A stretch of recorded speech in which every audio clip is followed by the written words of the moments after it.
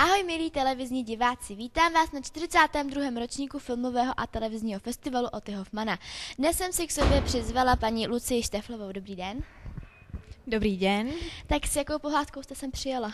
Já jsem sem přijela s pohádkou Princezna Ano. A myslíte, že se bude dětem líbit?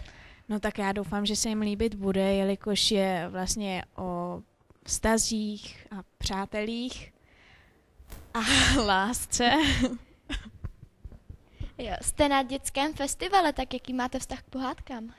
Vztah v pohádkách, já miluji pohádky a miluji hlavně lidi v pohádkách a to dobro a dobrý konce. Máte nějakou nejoblíbenější? Já se shodnu s Filipem a jsou to čerty, nejsou žerty. Jak jste se dostala k hraní jako v pohádkách nebo ve filmech? Já jsem se vlastně dostala, když jsem byla malá, když mi bylo 5 let, tak jsem fotila do časopisu Praktická žena dětské svetry, kde si mě vlastně všimla paní Kropáčková, která spolupracuje se Smyčkem a vlastně zavolali mi, jestli by jsem se nemohla dostavit na casting a tak jsem přijela a tak to začalo. A když jste teda už takhle v 5 letech, nebo tak jaký to bylo, když teď jste takhle jako starší, tak...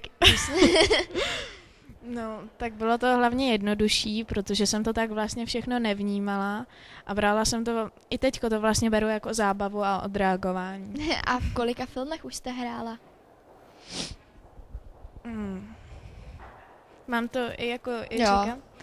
Takže seriál Místo nahoře a místo v životě, potom film Váleční krev zmizelého, potom film Umění milovat, to byl vlastně v koprodukci s italskou a holandskou televizí s režií John Irvingem, potom pohádka Hospoda u bílé kočky, Princezna Ano, potom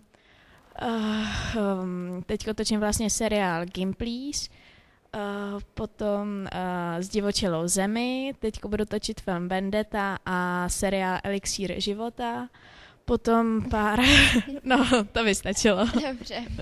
A pak v kterém filmu se vám líbilo hrát nejvíc? Můžu říct spíš seriál? Tak seriál, no, tak to nevím. Tak mě třeba teď hrozně baví ten Gimplíš, jelikož to je vlastně ze života puberťáku a je to něco jiného, tak mě to baví.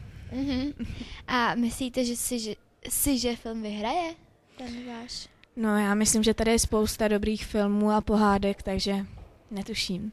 Líbí se vám tady u nás na festivale? Líbí se mi tady určitě. A už se tu někde byla? Byla jsem tady minulý rok s filmem Tajemství dešťového pokladu a tak líbilo se mi tady.